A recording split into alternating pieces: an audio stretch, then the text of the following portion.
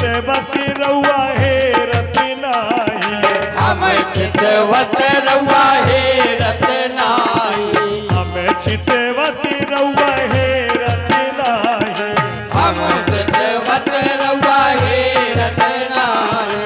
राउर हृदय कठोर प्रभु, राउर हृदय कठोर हो प्रभु तो से मिलन की आशा लगी है बड़ी जोर हो प्रभु तो से मिलन की आशा लगी है बड़ी जोर हो प्रभु तो से मिलन की। हरि बोल, हरि बोल हरि बोल हरि बोल हरि बोल हरि बोल हरि बोल हरि बोल हरि बोल हरि बोल हरि बोल हरि बोल राम बोल, हरि बोल, राम बोल हरि बोल हरि बोल, हरि बोल हरि बोल हरि बोल हरि बोल हरि बोल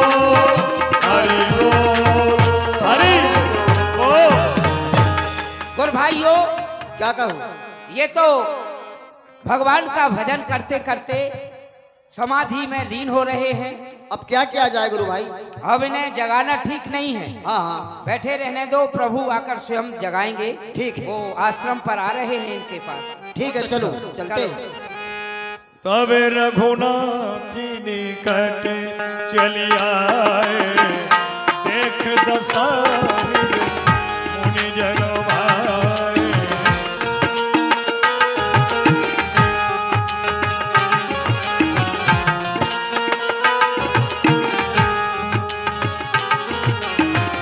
मुनि राम बहु भांति जगावा, जागन ध्यान जनित सुख पावा, जागन ध्यान जनित सुख पावा। उठो भक्तराज, देखो जिसके दर्शन की लालसा लेकर तुम इस अचल समाधि में बैठे हुए हो, वही तुम्हारे समक्ष है। उठो भक्तराज, उठो भक्तराज। अरे भक्तराज,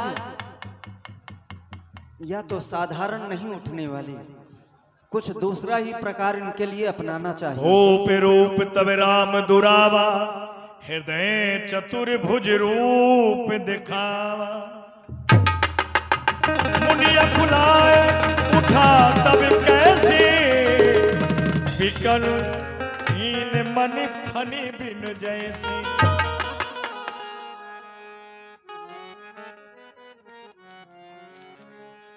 कहे मुनि सुनो प्रभु विनती मोरी, और स्तुति करो कवन विधि तोरी। हे श्री राम, हे रघुनंदन, हे दीनानाथ, मैं आपकी स्तुति किस तरह से करूं प्रभु? आपकी महिमा तो अपरंपार है। आप अपनी भक्तों की रक्षा करने वाले हैं। भला सूर्य के सामने जुगनू का कितना प्रकाश हो सकता है। मैं आपके चरण कमलों में कोट कोट प्रणाम करता हूं। परम प्रसन्न जान मुनि मोही, जो बर मागे देव में तो।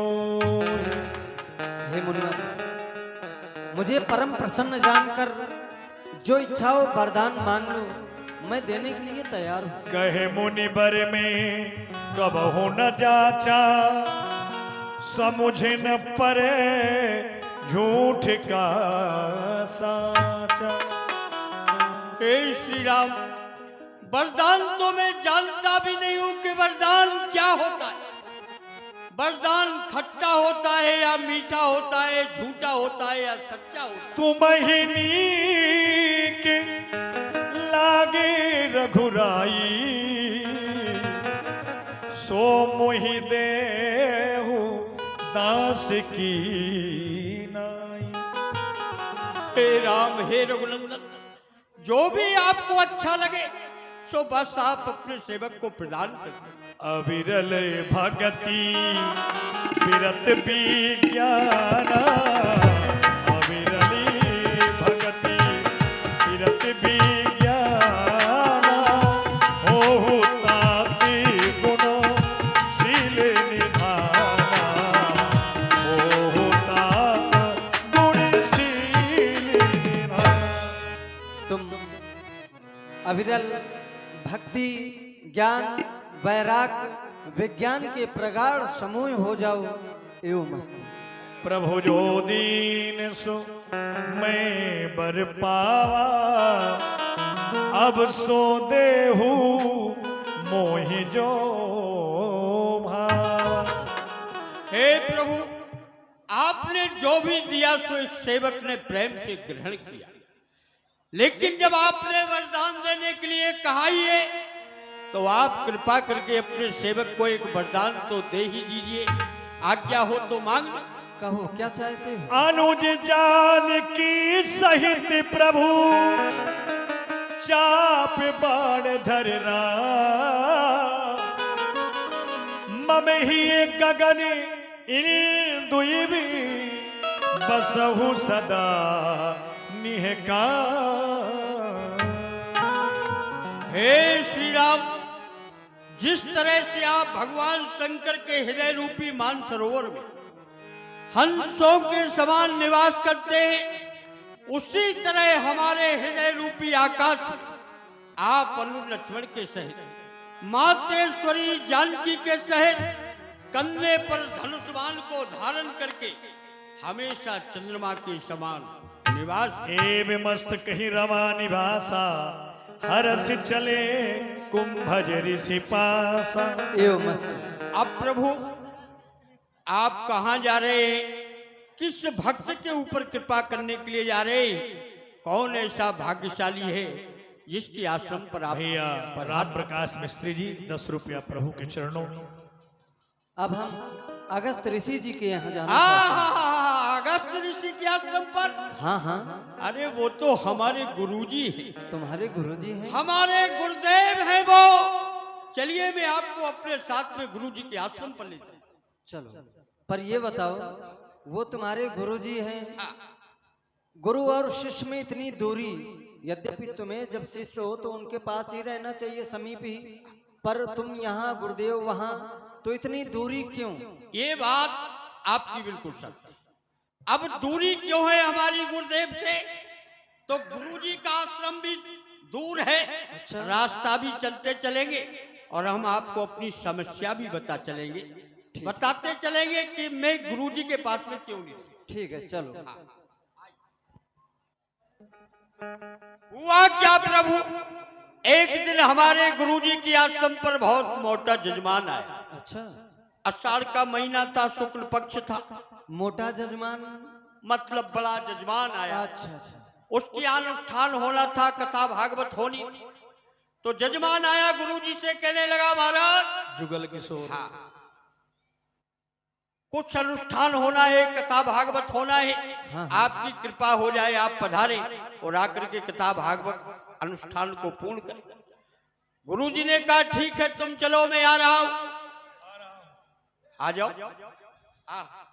ऐसे ही ऐसे प्रेम करने वाला होगा या तो वो पागल हो जाएगा, जो राम से प्रेम करता होगा या तो वो बिल्कुल पागल हो जाएगा, या एक तिनके की तरह टूट जाएगा। हाँ, तो देखिए प्रभु, जजमान चला गया और गुरुजी चले गए, लेकिन गुरुजी मुझे आज्ञा दे गए, बच्चा सुधीक चल, मैं जजमान के यहाँ पर चल रहा हूँ, तू ठाकुर जी की पूजा सेवा करके और ठाकुर जी को सिंहासन में विराजमान करके ठाकुर जी को ले आ। मैंने कहा जी। जजमान चला गया, गुरुजी चले गए, मैंने स्नान ध्यान किया, पूजा पाठ किया और ठाकुर जी को सिंहासन में विराजमान करके सिंहासन को बंद करके मैं भी चल गया। फिर क्या हुआ?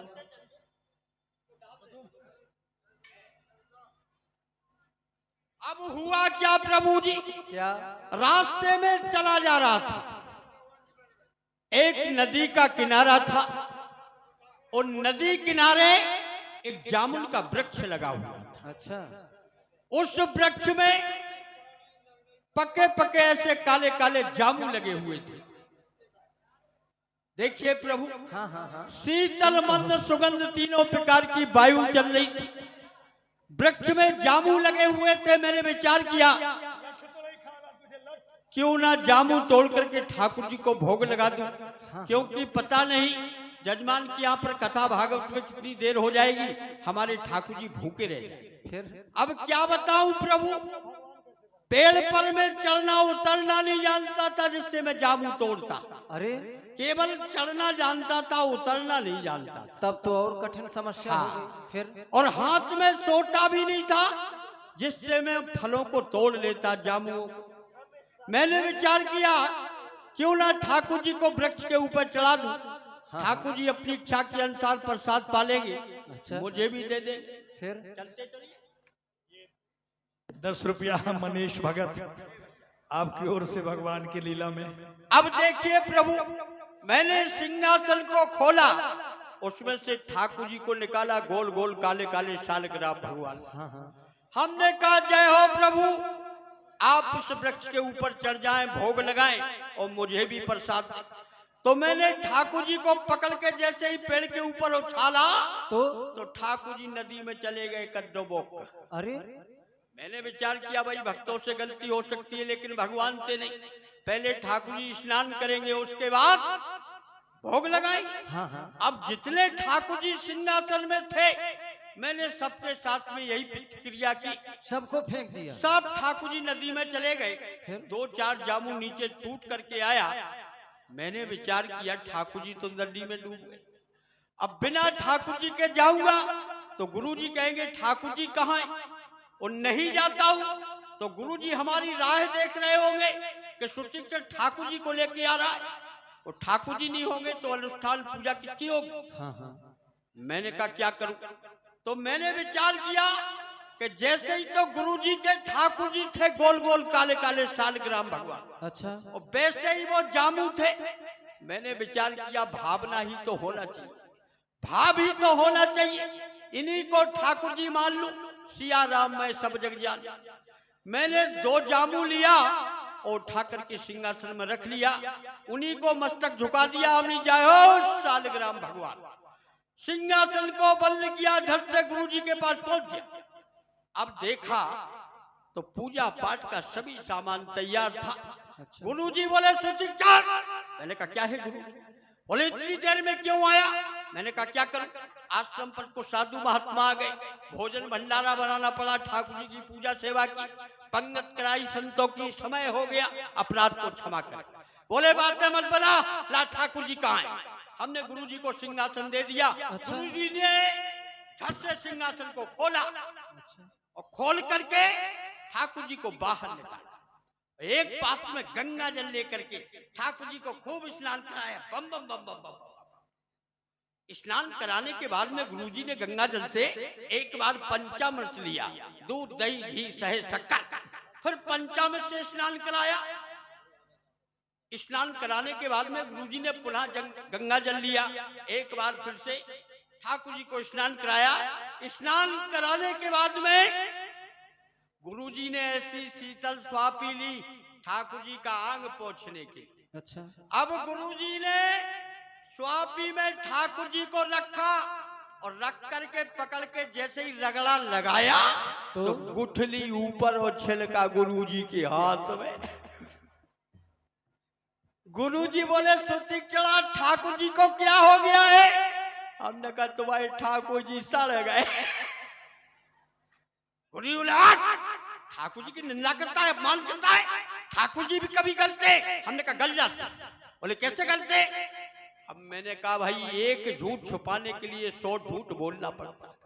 हमने कहा देखिए गुरु, आप ठाकुर जी को स्नान ब्रह्म मुहूर्त में 4 बजे कराते हैं, कोई भक्त 6 बजे आता है, कोई 8 बजे आता है, कोई 10 बजे आता है, कोई 12 बजे आता है, कोई 2 बजे आता है, और जो भी आता है तो 1 लोटा भर के ठाकुर जी के ऊपर बम बम बम बम बम। अच्छा। कोई ये विचार नहीं करता है कि ठाकुर जी को ठंड लग जाए, कि जुकाम हो जाए। चाहे जैसी सर्दी पड़ रही हो, अपन घरे गर्म पानी से नहाए और ठाकुर जी के ऊपर नदिया को चढ़ाएं। बम बम बम बम बम बम भाव होना चाहिए। अरे जैसा व्यवहार तुम्हें अपने लिए पसंद नहीं है तो भगवान के प्रति क्यों कर रही? तो थोड़ा सा पानी गर्म उसमें भी मिला लो। अब क्या बताएं, हमने कहा गुरुजी सुबह से लेके शाम तक जब ठाकुर जी के ऊपर जल पड़ेगा तो क्या हाल है? हमने कहा पुन पुन चंदन पुन पुन पानी, और तुम्हारे ठाकुर जी गल गए तो हम क्या जाने। लेकिन हमारे गुरुजी पहुंचे हुए त्रिकाल ऋषि महात्मा थे, बोले सुशिक्षण तूने हमारे ठाकुर जी को नदी में फेंका है, हमारे ठाकुर जी का अपमान किया है, हमारे आश्रम से निकल जाओ। और आश्रम पर जब ही आना जब ठाकुर जी को लेके आना। आज गुरुजी सुनेंगे कि सुशिक्षण ठाकुर जी को लेके आया है, तो आज एक बार फिर से गुरुजी के चरणों की सेवा करने का सुंदर अवसर प्राप्त हो जाएगा। अच्छा। जीवन भी धन्य हो जाएगा। चलो। आपकी सेवा, गुरुजी की सेवा, संतों की सेवा, व्यास जी महाराज की सेवा, सेवा से आनंद होता रहे। हाँ हाँ, देखो इसीलिए आ रहे हैं। इस प्रकार से वार्ता करते करते आश्रम यह आ गया। मार्ग भी कट गया, आश्रम नजदीक है। आगे। मैं चाहता हूँ तुम अपने गुरुदेव भगवान को जाकर के बताओ कि हम उनके दर्शन करना चाहते हैं। हाँ, जय हो। आप यही ठहरिएगा, ऐसा मत करना कोई मोटा जजमान मिल जाए, क्योंकि कार्तिक का महीना है, फिर अंत सटक जाओ। हाँ, यही रहना, भाग मत जाना। ठीक ठीक। हाँ, यही रहो। नाथे कौशिला धीशी कुमार आए मिलन जगत आधारा, आए मिलन जगत आधारा। अरे सुशिक्षण, अरे गुरु भाई, आज मैं तुम्हारे लिए कमंडल, तुम्हारे लिए माला निकालो इसे आश्रम से। देखिए गुरुजी। ये ठाकुर जी को फेंक कर गया था नदी में। गुरुजी, हाँ। आपके ठाकुर जी पत्थर के थे। अरे हाँ, ठीक कह रहा हूँ। आज मैं सचमुच के ठाकुर जी के लिए, सचमुच ठाकुर जी लेके आया हूँ। राम लक्ष्मण जानकी सदा करे कल्याण की। आपके ठाकुर जी पत्थर के थे और हमारे ठाकुर जी चलते हैं, बोलते हैं। जब आप उनका दर्शन करोगे तो बस देखते रह जाओगे। ऐसे ठाकुर जी हैं। क्या भगवान ठाकुर जी को लेकर आया है? हाँ, राम लक्ष्मण जानकी सदा करे कल्याण की। अरे कहाँ है? आओ। चलो। सादर कुशल पूछ मुनि ज्ञानी, और आसन पर बैठा रो वाणी। क्या हो प्रभु, मैं भी आपको प्रणाम करता हूँ। राघव, आसन ग्रहण कीजिए। मैं ठाकुर जी के लिए फल फूल लेके आऊं गुरुजी। हाँ, फल फूल लेकर आओ, जाओ। मैंने आपसे कहा था, आपके ठाकुर जी पत्थर के थे। अरे बार बार पत्थर के। आज अरे मूर्ख, हाँ। पाषाण की मूर्ति होती है, लेकिन प्राण प्रतिष्ठित की जाती है। अब मैं आश्रम में रहूंगा। आश्रम में? हाँ, अब तू रहूंगा। जिस दिन से यहाँ आश्रम से गया है, हाँ, उस दिन से गौए के गोबरों का ढेर लगा है, गोबर ढेर लगा है। गोबर? ये सब आलसी है शिष्य। तुमको गोबर फेंकना है, अरे गुरुजी, सफाई करनी है। ये काम तो मैं करूंगा गौ सेवा का। कल 2-4 गाड़ी तो गोबर इकट्ठा हो जाओ, रहा है, फेंको उसे। मैं करूंगा गौ सेवा, तो हाँ परम धर्म है गुरुजी। हाँ हाँ, जाओ जाओ, जाओ, फेंक के आओ जल्दी। तब रघुवीर कहा मुनि पाही, और तुम सन प्रभु दुराब कछुना। हे मुनिवर, आपके समक्ष कुछ भी दुराव नहीं है, कुछ भी छिपा हुआ नहीं है। तुम आप जानो जेहि कारण आयो, ताते नाथ न कही समुझाए। आप जानते हैं जिस कारण से मेरा आगमन इस वन में हुआ है, इसीलिए मैंने आपको कुछ भी कहकर नहीं समझाया। बस अब आपसे निवेदन है। भैया राम प्रकाश मिस्त्री जी, आपकी ओर से 31 रुपया भगवान के चरणों में। अब सो मंत्र देहो मुनि मोही, जेहि प्रकार मारो मुनि द्रोही। अब आप मुझे वही मंत्र प्रदान करें जिस प्रकार से मैं संतों के द्रोहियों का वध कर सकूं। मुनि मुस्काने सुन प्रभु वाणी।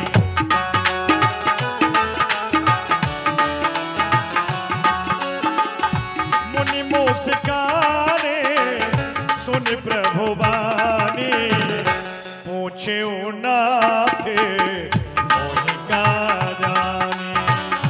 पूछे नाथ मोहि का जानी। जय हो, धन्य हो प्रभु। आप मुझसे पूछ रहे हैं कि आप सब कुछ जानते हैं, त्रिकालदर्शी हैं। हे राघव, आप तो अपने भक्तों को, संतों को हमेशा संतन दासन देह बढ़ाई। प्रभु, आप तो अपने ऋषि मुनियों को, भक्तों को सुख देते हैं और बढ़ाई देते चले आ रहे हैं। तू मेरे भजन प्रभाव अघारी, और जानो महिमा कछु के तुम्हारी। राघव, मैं आपके थोड़े से भजन के प्रताप से आपकी थोड़ी बहुत महिमा जानता हूँ। उमर तरु विशाल तब माया, और फल ब्रह्मांड अनेक निकाया। हे राघव, जिस प्रकार से ये गुलर का वृक्ष हुआ करता है, वह आपकी माया के समान है। उसमें जो फल लगे हुए हैं वो अनेक ब्रह्मांडों के समान, और उन फलों में जीव निवास करते हैं। उन फलों का भक्षण करने वाला कौन? कठिन काल है। वो भी काल हमेशा आपके डर से डरता है। ते तुम सकल लोकपति साई, पूछो मोहि मनुज की नाई। प्रभु, आप तो त्रिकालदर्शी हैं और सारे संसार को एक दृष्टि से देखने वाले, फिर भी आप एक साधारण मानव की तरह मुझसे पूछ रहे हैं। यह बर मांगहु कृपा निकेता, बसहु हृदय श्री अनुज समेता। राघव, कृपा करके बस मैं आपसे यही चाहता हूँ, आप लक्ष्मण अनुज जानकी सहित तीनों मेरे हृदय में निवास करें। बस यही मेरी प्रार्थना है। है प्रभु परम मनोहर ठाव,